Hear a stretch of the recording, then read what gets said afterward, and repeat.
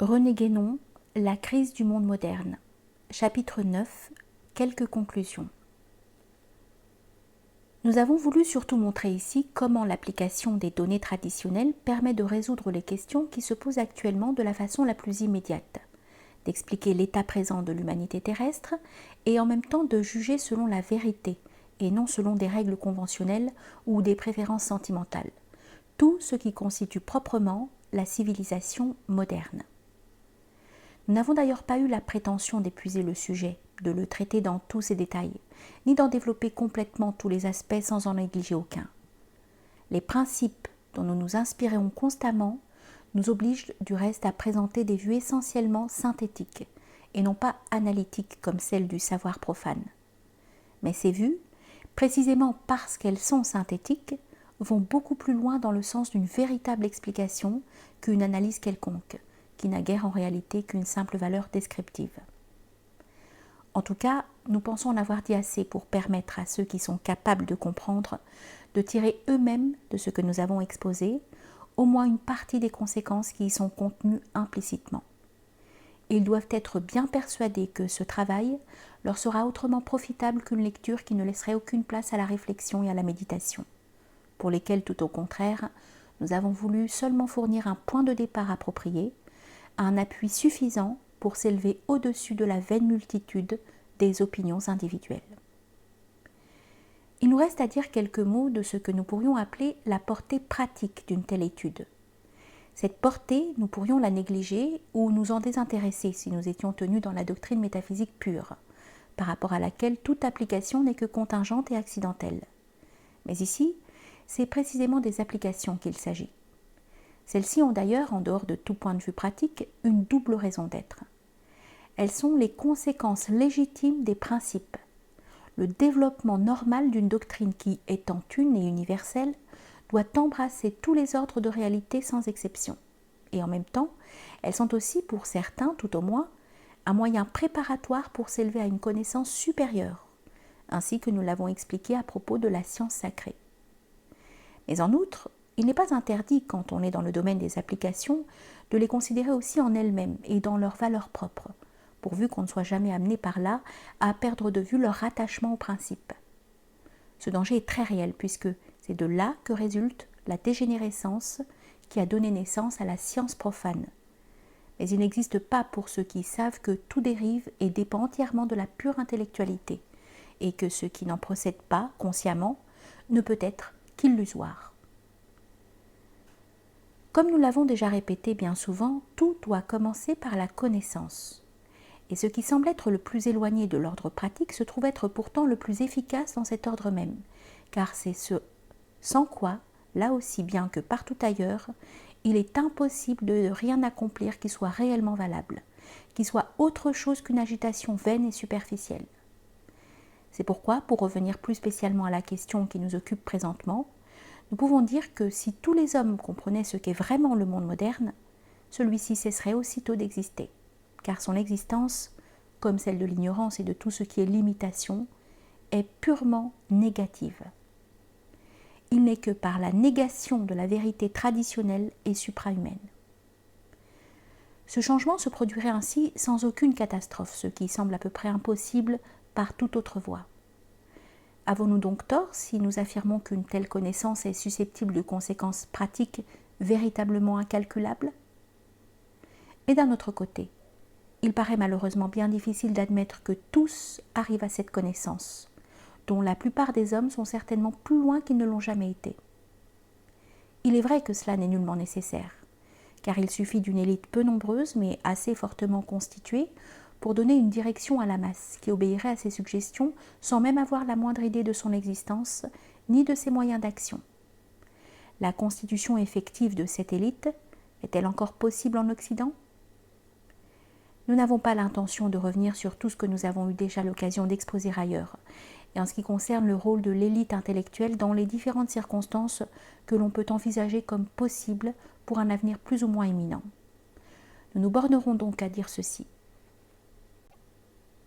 Quelle que soit la façon dont s'accomplit le changement qui constitue ce qu'on peut appeler le passage d'un monde à un autre, qu'il s'agisse d'ailleurs de cycles plus ou moins étendus, ce changement même s'il a les apparences d'une brusque rupture, n'implique jamais une discontinuité absolue, car il y a un enchaînement causal qui relie tous les cycles entre eux. L'élite dont nous parlons, si elle parvenait à se former pendant qu'il en est encore temps, pourrait préparer le changement de telle façon qu'il se produise dans les conditions les plus favorables et que le trouble qui l'accompagnera inévitablement soit en quelque sorte réduit au minimum. Mais même s'il n'en est pas ainsi, elle aura toujours une autre tâche plus importante encore, celle de contribuer à la conservation de ce qui doit survivre au monde présent et servir à l'édification du monde futur. Il est évident qu'on ne doit pas attendre que la descente soit finie pour préparer la remontée, dès lors qu'on sait que cette remontée aura lieu nécessairement, même si l'on ne peut éviter que la descente aboutisse auparavant à quelques cataclysmes. Et ainsi, dans tous les cas, le travail effectué ne sera pas perdu. Il ne peut l'être quant aux bénéfices que l'élite en retirera pour elle-même, mais il ne le sera pas non plus quant à ses résultats ultérieurs pour l'ensemble de l'humanité. Maintenant, voici comment il convient d'envisager les choses. L'élite existe encore dans les civilisations orientales, et en admettant qu'elle s'y réduise de plus en plus devant l'envahissement moderne, elle subsistera quand même jusqu'au bout, parce qu'il est nécessaire qu'il en soit ainsi pour garder le dépôt de la tradition qui ne saurait périr, et pour assurer la transmission de tout ce qui doit être conservé. En Occident, par contre, l'élite n'existe plus actuellement. On peut donc se demander si elle s'y reformera avant la fin de notre époque, c'est-à-dire si le monde occidental, malgré sa déviation, aura une part dans cette conservation et cette transmission. S'il n'en est pas ainsi, la conséquence en sera que sa civilisation devra périr tout entière parce qu'il n'y aura plus en elle aucun élément utilisable pour l'avenir, parce que toute trace de l'esprit traditionnel en aura disparu. La question ainsi posée peut n'avoir qu'une importance très secondaire quant au résultat final. Elle n'en présente pas moins un certain intérêt à un point de vue relatif, que nous devons prendre en considération dès lors que nous consentons à tenir compte des conditions particulières de la période dans laquelle nous vivons. En principe, on pourrait se contenter de faire remarquer que ce monde occidental est malgré tout une partie de l'ensemble dont il semble s'être détaché depuis le début des temps modernes, et que dans l'ultime intégration du cycle, toutes les parties doivent se retrouver d'une certaine façon. Mais cela n'implique pas forcément une restauration préalable de la tradition occidentale, car celle-ci peut être conservée seulement à l'état de possibilité permanente dans sa source même, en dehors de la forme spéciale qu'elle a revêtue à tel moment déterminé. Nous ne donnons d'ailleurs ceci qu'à titre d'indication, car pour le comprendre pleinement, il faudrait faire intervenir la considération des rapports de la tradition primordiale et des traditions subordonnées, ce que nous ne pouvons songer à faire ici. Ce serait là le cas le plus défavorable pour le monde occidental pris en lui-même, et son état actuel peut faire craindre que ce cas ne soit celui qui se réalise effectivement. Cependant, nous avons dit qu'il y a quelques signes qui permettent de penser que tout espoir d'une meilleure solution n'est pas encore perdu définitivement. Il existe maintenant en Occident un nombre plus grand qu'on ne croit d'hommes qui commencent à prendre conscience de ce qui manque à leur civilisation.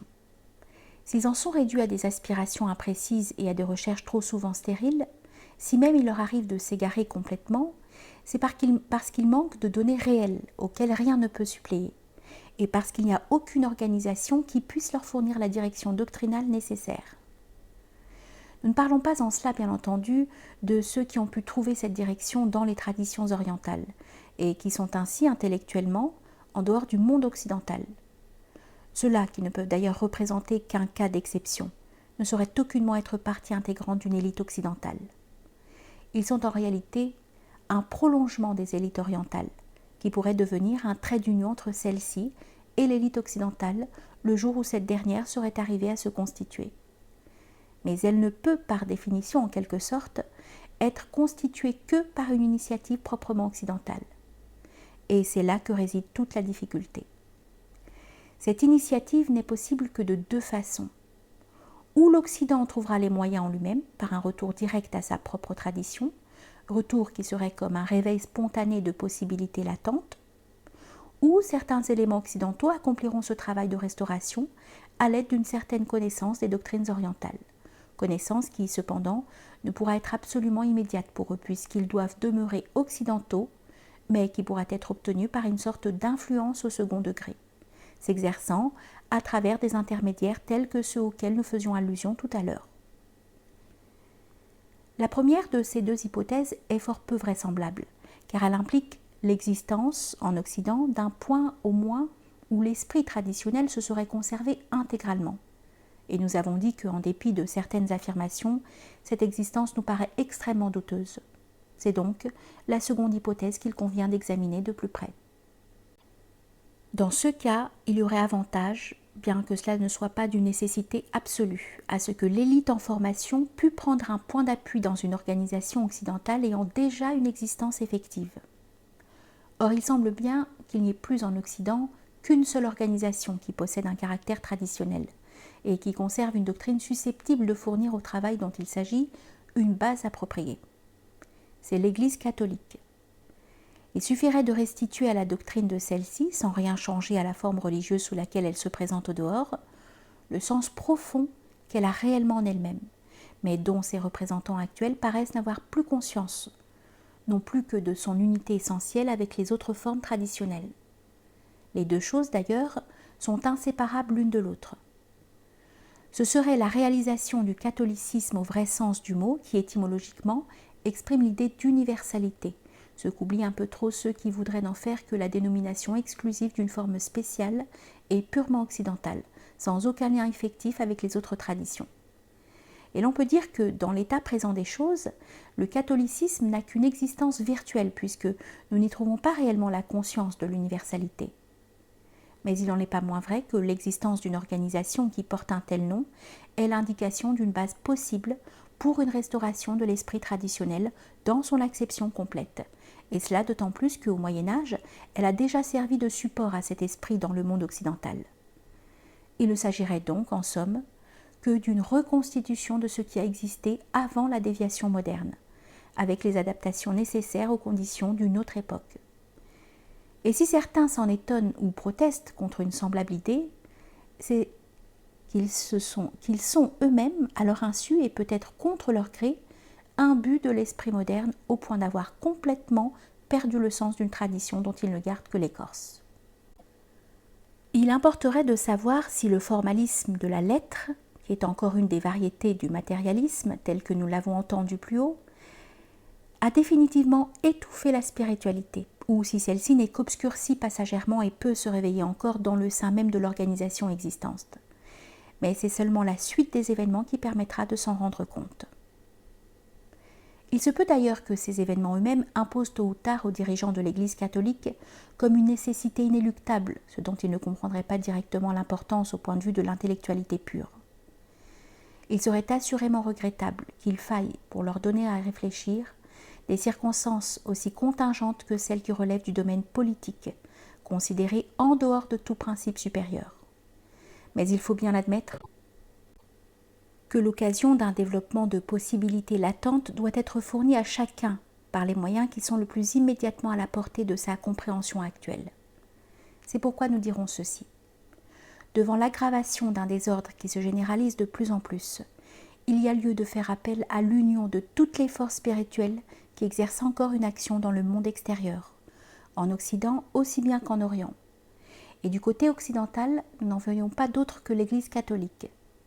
Si celle-ci pouvait entrer par là en contact avec les représentants des traditions orientales, nous n'aurions qu'à nous féliciter de ce premier résultat, qui pourrait être précisément le point de départ de ce que nous avons en vue, car on ne tarderait sans doute pas à s'apercevoir qu'une entente, simplement extérieure et diplomatique, serait illusoire et ne pourrait avoir les conséquences voulues, de sorte qu'il faudrait bien en venir à ce par quoi on aurait dû normalement commencer, c'est-à-dire à envisager l'accord sur les principes, accord dont la condition nécessaire et suffisante serait que les représentants de l'Occident redeviennent vraiment conscients de ces principes, comme le sont toujours ceux de l'Orient.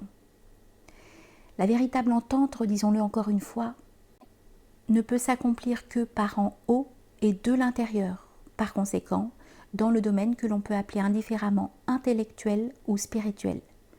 Car pour nous, ces deux mots ont au fond exactement la même signification. Ensuite, et en partant de là, l'entente s'établirait aussi forcément dans tous les autres domaines, de même que lorsqu'un principe est posé, il n'y a plus qu'à en déduire, ou plutôt à en expliciter toutes les conséquences qui s'y trouvent impliquées. Il ne peut y avoir à cela qu'un seul obstacle. C'est le prosélytisme occidental qui ne peut se résoudre à admettre qu'on doit parfois avoir des alliés qui ne soient point des sujets, ou pour parler plus exactement, c'est le défaut de compréhension dont ce prosélytisme n'est qu'un des effets. Cet obstacle sera-t-il surmonté? S'il ne l'était pas, l'élite, pour se constituer, n'aurait plus à compter que sur l'effort de ceux qui seraient qualifiés par leur capacité intellectuelle, en dehors de tout milieu défini, et aussi, bien entendu, sur l'appui de l'Orient. Son travail en serait rendu plus difficile et son action ne pourrait s'exercer qu'à plus longue échéance, puisqu'elle aurait à en créer elle-même tous les instruments, au lieu de les trouver tout préparés comme dans l'autre cas. Mais nous ne pensons nullement que ces difficultés, si grandes qu'elles puissent être, soient de nature à empêcher ce qui doit être accompli d'une façon ou d'une autre. Nous estimons donc opportun de déclarer encore ceci. Il y a dès maintenant, dans le monde occidental, des indices certains d'un mouvement qui demeure encore imprécis, mais qui peut et doit même normalement aboutir à la reconstitution d'une élite intellectuelle, à moins qu'un cataclysme ne survienne trop rapidement pour lui permettre de se développer jusqu'au bout. Il est à peine besoin de dire que l'Église aurait tout intérêt quant à son rôle futur à devancer en quelque sorte un tel mouvement, plutôt que de le laisser s'accomplir sans elle et d'être contrainte de le suivre tardivement pour maintenir une influence qui menacerait de lui échapper.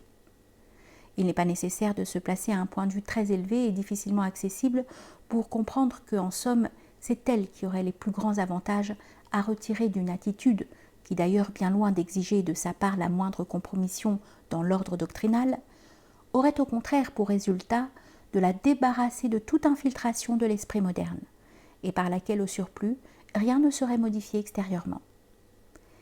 Il serait quelque peu paradoxal de voir le catholicisme intégral se réaliser sans le concours de l'Église catholique, qui se trouverait peut-être alors dans la singulière obligation d'accepter d'être défendue contre des assauts plus terribles que ceux qu'elle a jamais subis, par des hommes que ses dirigeants, ou du moins ceux qui laissent parler en leur nom, auraient d'abord cherché à déconsidérer en jetant sur eux la suspicion la plus mal fondée.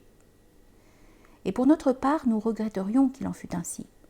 Mais si l'on ne veut pas que les choses en viennent à ce point, il est grand temps pour ceux à qui leur situation confère les plus graves responsabilités d'agir en pleine connaissance de cause et de ne plus permettre que des tentatives qui peuvent avoir des conséquences de la plus haute importance risquent de se trouver arrêtées par l'incompréhension ou la malveillance de quelques individualités plus ou moins subalternes, ce qui s'est déjà vu. Et ce qui montre, encore une fois de plus, à quel point le désordre règne partout aujourd'hui. Nous prévoyons bien qu'on ne nous saura nul gré de ces avertissements, que nous donnons en toute indépendance et d'une façon entièrement désintéressée. Peu nous importe, et nous n'en continuerons pas moins lorsqu'il le faudra, et sous la forme que nous jugerons convenir le mieux aux circonstances, à dire ce qui doit être dit. Ce que nous disons présentement n'est que le résumé des conclusions auxquelles nous avons été conduits par certaines expériences toutes récentes, entreprises, cela va sans dire, sur un terrain purement intellectuel. Nous n'avons pas, pour le moment tout au moins, à entrer à ce propos dans des détails qui, du reste, seraient peu intéressants en eux-mêmes. Mais nous pouvons affirmer qu'il n'est pas, dans ce qui précède, un seul mot que nous ayons écrit sans y avoir mûrement réfléchi. Qu'on sache bien qu'il serait parfaitement inutile de chercher à opposer à cela des arguties philosophiques que nous voulons ignorer. Nous parlons sérieusement, de choses sérieuses. Nous n'avons pas de temps à perdre dans des discussions verbales qui n'ont pour nous aucun intérêt, et nous entendons rester entièrement étrangers à toute polémique, à toute querelle d'école ou de parti, de même que nous refusons absolument de nous laisser appliquer une étiquette occidentale quelconque, car il n'en est aucune qui nous convienne. Que cela plaise ou déplaise à certains, c'est ainsi, et rien ne saurait nous faire changer d'attitude à cet égard. Nous devons maintenant faire entendre aussi un avertissement à ceux qui, par leur attitude, leur aptitude à une compréhension supérieure, sinon par le degré de connaissance qu'ils ont effectivement atteint, semblent destinés à devenir des éléments de l'élite possible. Il n'est pas douteux que l'esprit moderne, qui est véritablement diabolique dans tous les sens de ce mot, s'efforce par tous les moyens d'empêcher que ces éléments, aujourd'hui isolés et dispersés, parviennent à acquérir la cohésion nécessaire pour exercer une action réelle sur la mentalité générale. C'est donc à ceux qui ont déjà plus ou moins complètement pris conscience du but vers lequel doivent tendre leurs efforts, de ne pas s'en laisser détourner par les difficultés, quelles qu'elles soient, qui se dresseront devant eux. Pour ceux qui n'en sont pas encore arrivés au point à partir duquel une direction infaillible ne permet plus de s'écarter de la vraie voie, les déviations les plus graves sont toujours à redouter. La plus grande prudence est donc nécessaire, et nous dirions même volontiers qu'elle doit être poussée jusqu'à la méfiance, car l'adversaire, qui jusqu'à ce point n'est pas définitivement vaincu, sait prendre les formes les plus diverses et parfois les plus inattendues. Il arrive que ceux qui croient avoir échappé au matérialisme moderne sont repris par des choses qui, tout en paraissant s'y opposer, sont en réalité du même ordre. Et étant donné la tournure d'esprit des Occidentaux, il convient à cet égard de les mettre plus particulièrement en garde contre l'attrait que peuvent exercer sur eux les phénomènes plus ou moins extraordinaires. C'est de là que proviennent en grande partie toutes les erreurs néo-spiritualistes. Et il est à prévoir que ce danger s'aggravera encore, car les forces obscures qui entretiennent le désordre actuel trouvent là un de leurs plus puissants moyens d'action. Il est même probable que nous ne sommes plus très loin de l'époque à laquelle se rapporte cette prédiction évangélique que nous avons déjà rappelée ailleurs. Ouvrez les guillemets. Il s'élèvera de faux Christ et de faux prophètes, qui feront de grands prodiges et des choses étonnantes, jusqu'à séduire, s'il était possible, les élus eux-mêmes. Fermez les guillemets. Les élus, ce sont, comme le mot l'indique, ceux qui font partie de l'élite, entendue dans la plénitude de son véritable sens. Et d'ailleurs, disons-le à cette occasion, c'est pourquoi nous tenons à ce terme d'élite en dépit de l'abus qui en est fait dans le monde profane. Ceux-là, par la vertu de la réalisation intérieure à laquelle ils sont parvenus, ne peuvent plus être séduits. Mais il n'en est pas de même de ceux qui, n'ayant encore en eux que des possibilités de connaissance, ne sont proprement que des appelés. Et c'est pourquoi l'Évangile dit qu'il y a beaucoup d'appelés mais peu d'élus.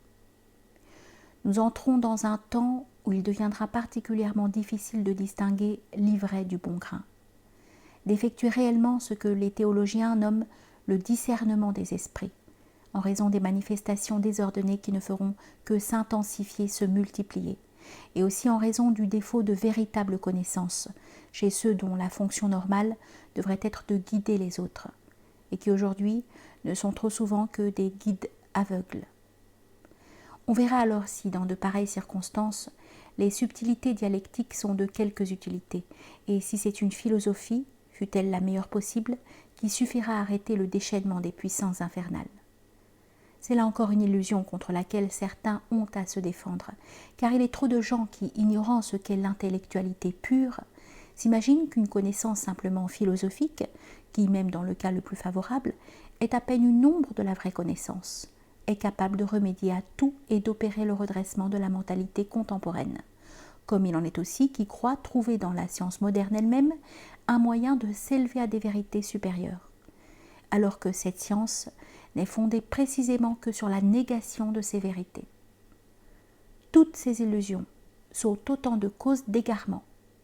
Bien des efforts sont par là dépensés en pure perte, et c'est ainsi que beaucoup de ceux qui voudraient sincèrement réagir contre l'esprit moderne sont réduits à l'impuissance, parce que, n'ayant pas su trouver les principes essentiels sans lesquels toute action est absolument vaine, ils se sont laissés entraîner dans des impasses dont il ne leur est plus possible de sortir. Ceux qui arriveront à vaincre tous ces obstacles et à triompher de l'hostilité d'un milieu opposé à toute spiritualité seront sans doute peu nombreux. Mais encore une fois, ce n'est pas le nombre qui importe, car nous sommes ici dans un domaine dont les lois sont tout autres que celles de la matière. Il n'y a donc pas lieu de désespérer. Et n'eût-il même aucun espoir d'aboutir à un résultat sensible avant que le monde moderne sombre dans quelque catastrophe, ce ne serait pas encore une raison valable pour ne pas entreprendre une œuvre dont la portée réelle s'étend bien au-delà de l'époque actuelle.